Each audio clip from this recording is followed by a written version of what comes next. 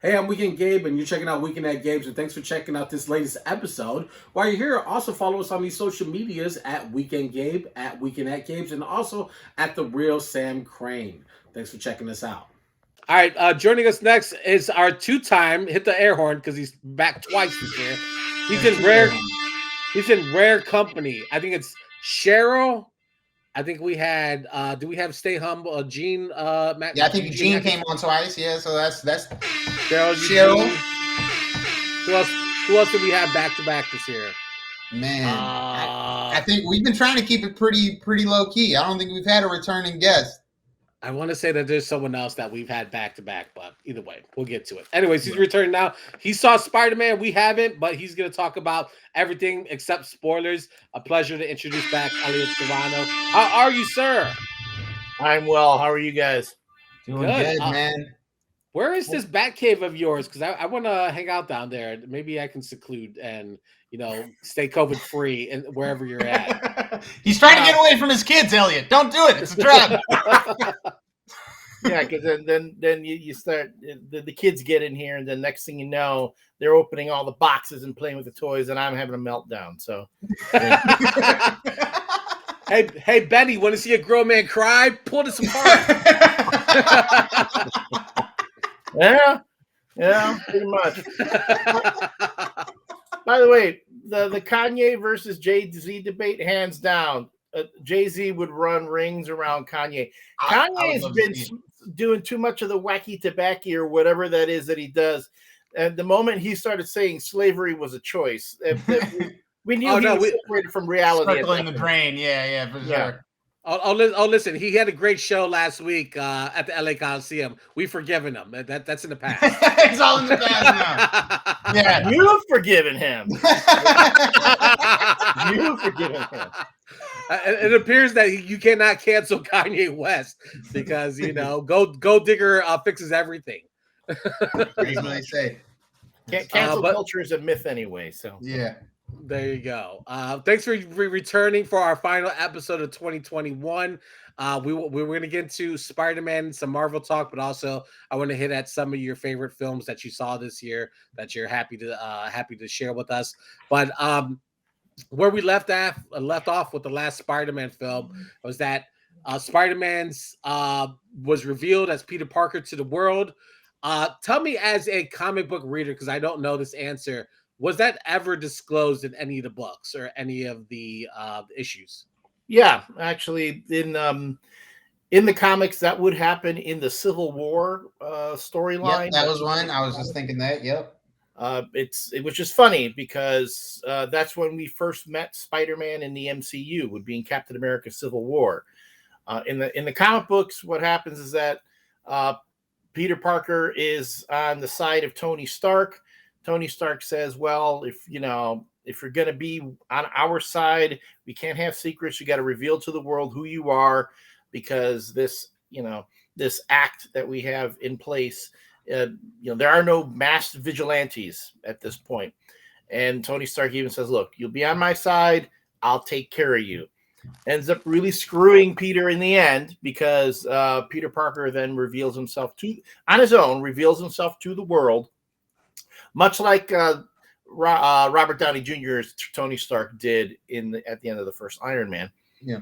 And that set off a whole chain of events within the comic books, which would then have to be, quote unquote, undone with a very similar plot device as used in the movie.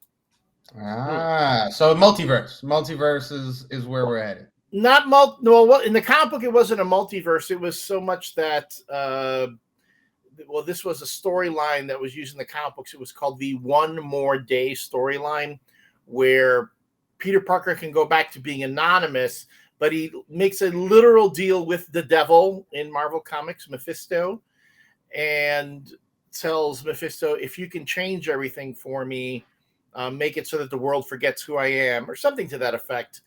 I'll give you what you want. Mephisto asks Peter Parker for the one true thing, the most valuable thing in his life, which was his pretty much his relationship with Mary Jane. At that point, they were married, and they wanted to.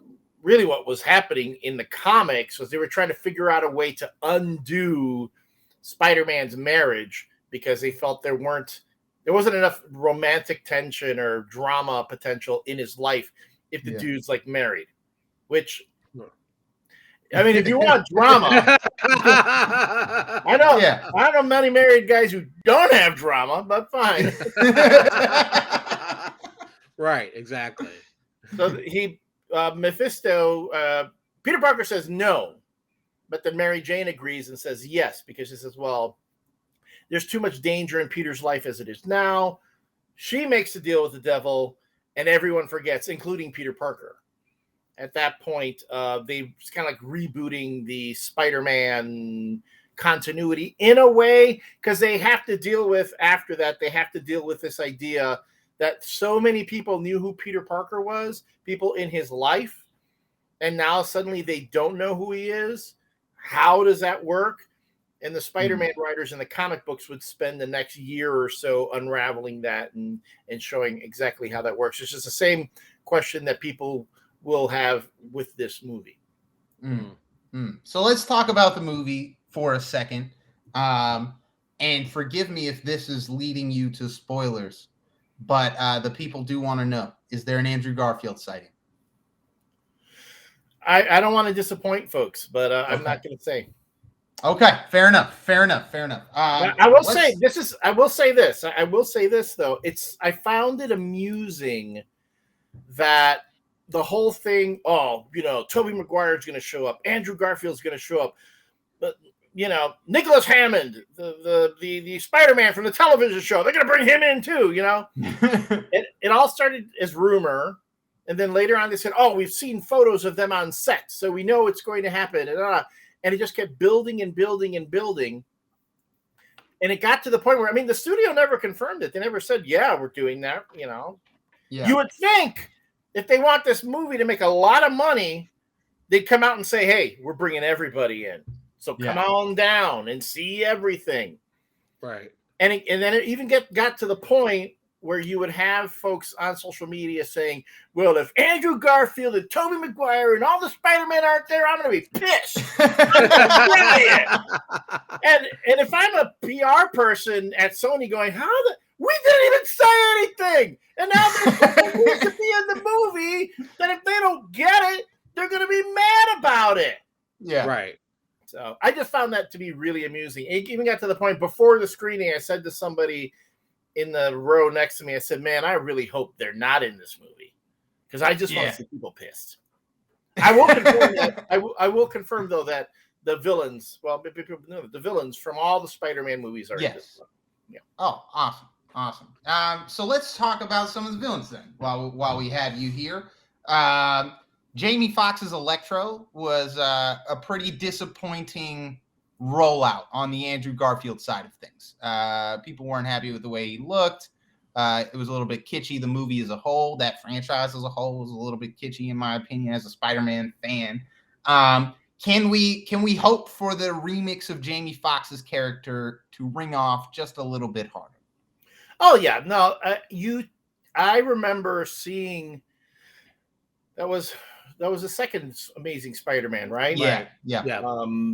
Where Jamie Foxx really felt underused in that film, and the look of him was weird, and I don't know what they could have cast anybody in that role. Why you got Jamie Foxx to go in and kind of like mute his character?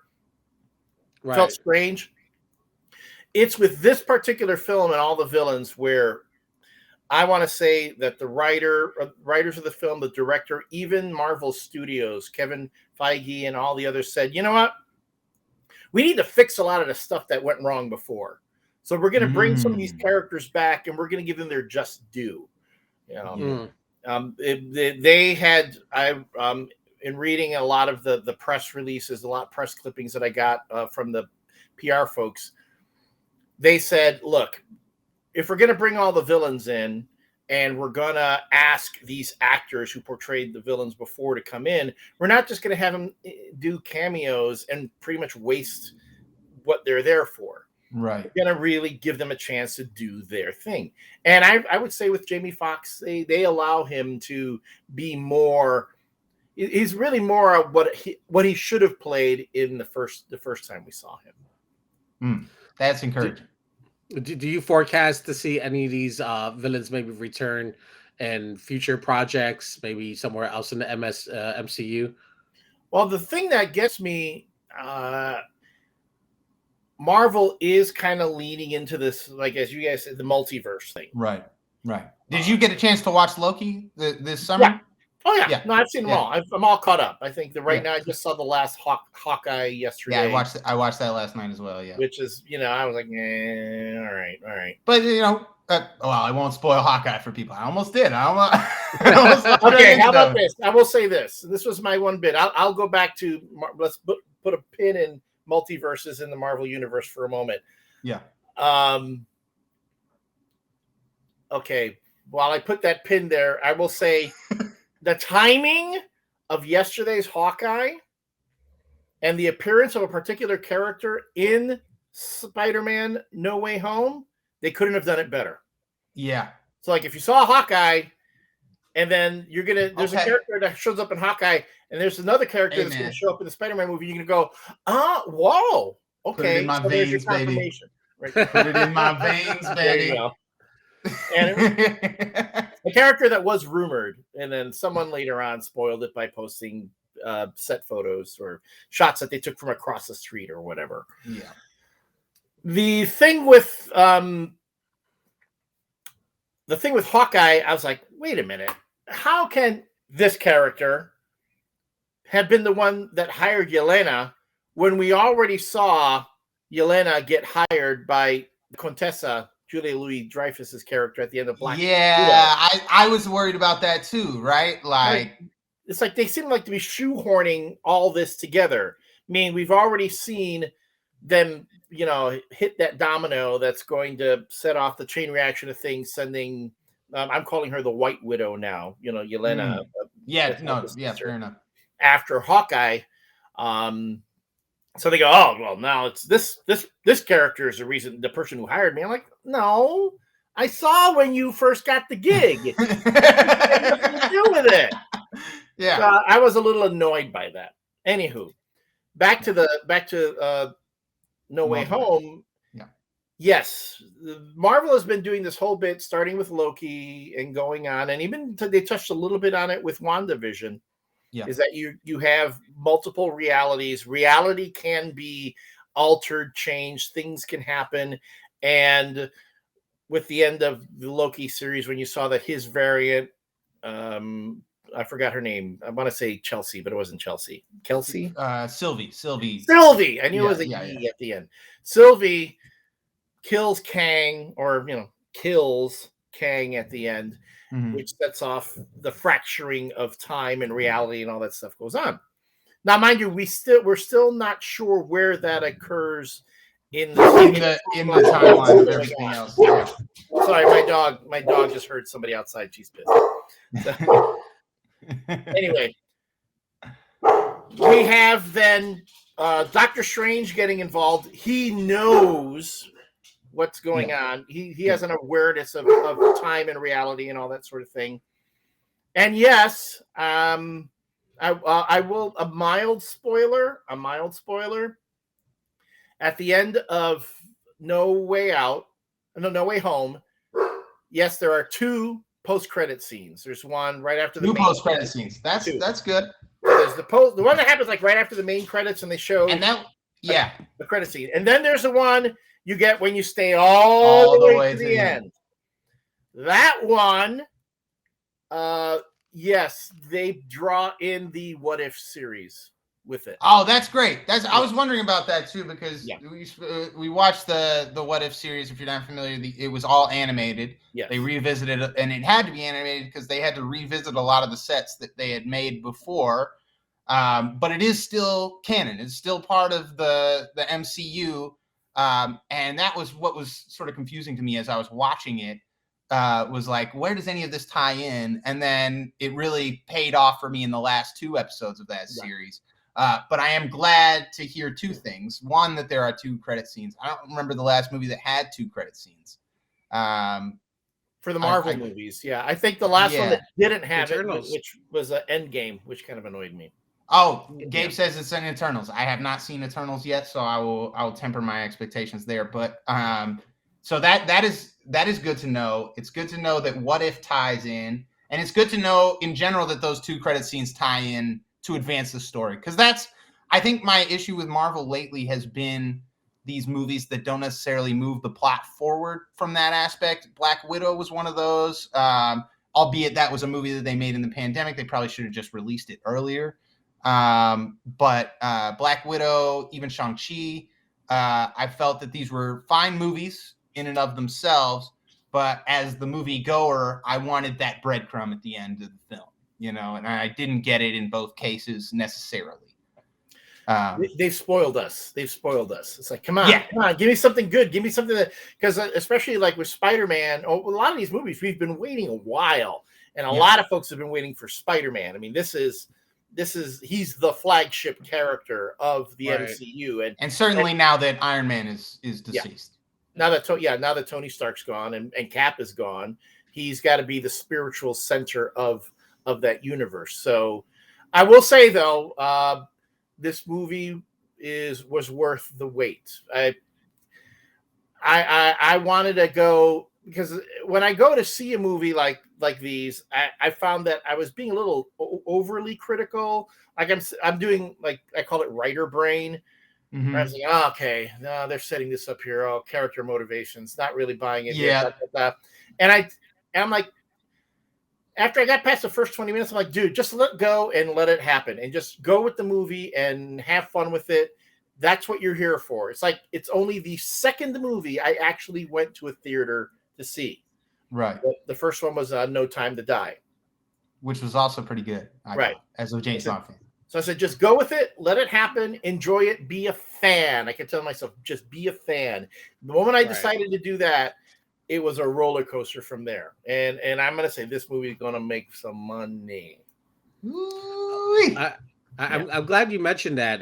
My last question on this before we just start getting to your favorite topic, favorite films of this year, was that because I know that there was a lot of issue with Black Widow, where Scarlett Johansson ended up suing Disney because of the simultaneous release of the film, which might have cut into the box office because everyone, like myself, streamed it through the Disney app.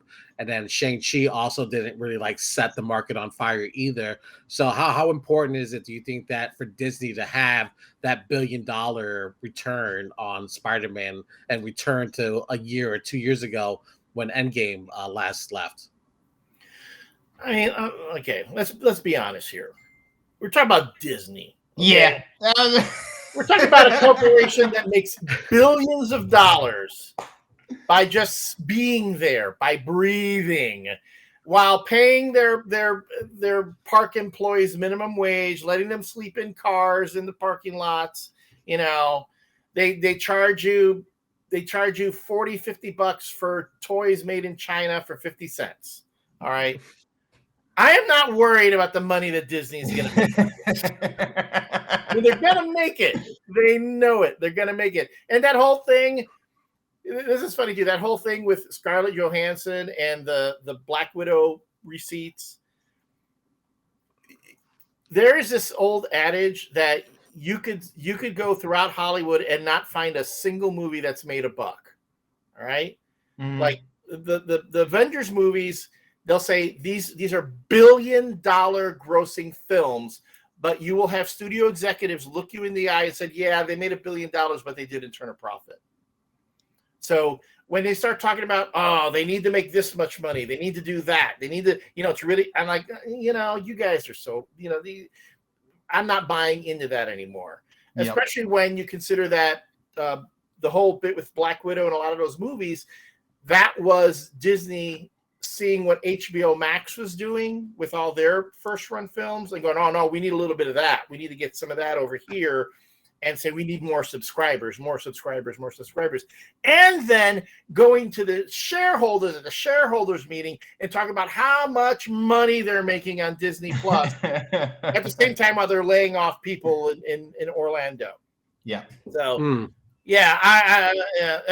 okay, this movie's going to make money. They got to decide how. They just have to decide how much they want to say it made, and then that whole other thing about the Scarlett Johansson thing. If she's not a producer and doesn't have an executive producer credit on that film, I doubt a lot of that stuff comes out and becomes a big issue. Which is eventually how they quashed the suit. They gave her promises of being the executive producer down the line on films, which I assume will be White Widow, potentially, things of that nature. All they had to do is reach into the petty cash drawer, pull out that $50 million that she was supposed to get, give it to her, and say, "Hey, we good? We good? All right, we good." You know, that's all they had to do. Like this whole thing with David Aja right now in the Hawkeye series, where the production company for Hawkeye is pretty much using all of David Aja's cover designs from the comic book, using him for the opening and closing credits. David Aja got like a $5,000 payout, and that's it. And then he's getting to see his work animated and thrown all over the place with no credit to him and no payment to him. And you have folks going, "Well, he signed a contract. You know, it was work for hire." I'm like, I'm sorry. Don't get me wrong. I like Disney. I'm entertained by Disney. I subscribe to Disney Plus. I buy Disney products. I will go to the Disney parks. But this is also the same company that tried to screw Alan Dean Foster out of royalties for all those Star Wars books that he wrote, that he had a contract for. The contract was he made with the publisher. I get royalties for these books for as long as they're in print. Disney buys that publisher, then tries to tell Alan Dean Foster, "Oh, that doesn't apply to us because we weren't the publisher. We just bought all the publishing stuff." I'm like, come on, really? And again, you're Disney. Disney makes more than has a greater GDP than some countries. All right, right. So that's fact. You're never going to see me go, "Oh, poor Disney." You got the freaking money. Pay your people already, and then you can avoid all this controversy. You can avoid it. Right. All right. We got a few minutes, but I really want to run. I'll run through some of my favorite films, and they may overlap with some of your guys. Cherry, the Tom Holland Apple film, was really great. I really enjoyed that this year. Free Guy was really good as well. I don't know if you guys got a chance to. No Time to Die. Sam mentioned that. You guys did that. So fantastic. And I enjoyed the Zack Snyder Justice League 10-hour extravaganza. Yeah, that thing was too long, but I did like it. It actually made me warm to DC, I will say, because I was very cold for many years. My surprises were Jungle Cruise, because I was going to hate it. I wanted to hate it, but I actually absolutely adore it. And then Halloween Kills. I wanted to like this film, and then the end kind of just like really ruined it for me. And then my high gold standard for this year for sequels is A Quiet Place 2, a film that I didn't want to be made, and I'm so glad that they made it. And then also Roadrunner, the film about Anthony Bourdain, absolutely marvelous. And then Dune. I love Dune as well. Gabe will not shut the F up about Dune. Shout out to Dune. What do you got, Elliot? Well, what are some things that stand out to you? I'm going to bounce off of you a bit. Dune, I was surprised. I have not read any of those books. Oh, my God. And I remember, I have vague recollections of the David Lynch movie with Kyle MacLachlan and going, but I was really surprised at how much I enjoyed it. I regret, though, not seeing it in a theater. I watched it on HBO Max. I have a big screen TV. I still regret not seeing it in a theater because I thought this movie deserved the big screen treatment. I'm with you on Jungle Cruise. Yes, I'm also Team Jungle Cruise. Yes. I was surprised at how much I enjoyed it because The Rock, he can be kind of hit and miss. But he was, and he and Emily Blunt had great chemistry in this. Overall, it was a fun movie. Was it like the greatest movie ever? No, but I'm a big Indiana Jones fan, and Yeah. this movie, it kind of evoked a bit of Indiana Jones, a bit of The Mummy. Another rock the movie mummy is a good comparison. I love that. Yeah. Another rock movie that also surprised me, Red Notice, the movie he did with Ryan Reynolds and Gal Gadot on Netflix. They were pushing this whole thing. I'm like, okay. I mean, again, I've got a Netflix subscription, so I'll watch it. Once you get past the first 20 minutes, which is the director like showing that he really loves taking shots with a drone everywhere,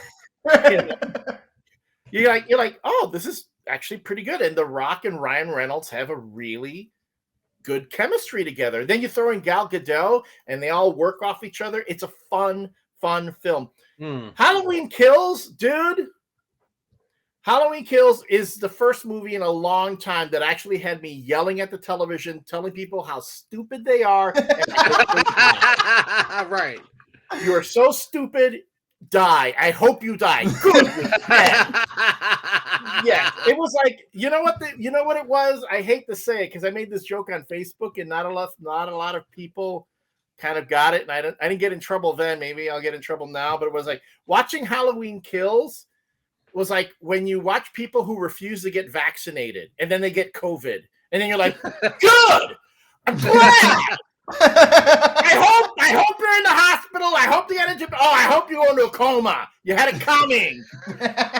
So that's the type of outrage this movie made me feel. Hey, I'm with you, man. And then, of course, No Time to Die, which was really one of the better Bond films. Yeah, gotta say. Two quick questions before we get out of here from me. Since we're in the Christmas spirit and it's time, what is the best Christmas movie of all time, Elliott Serrano? That really depends on my mood. But if you want to give me a Christmas movie that I will always be in the mood for, regardless if I'm angry, I'm sad, I'm up, I'm down, whatever, Die Hard.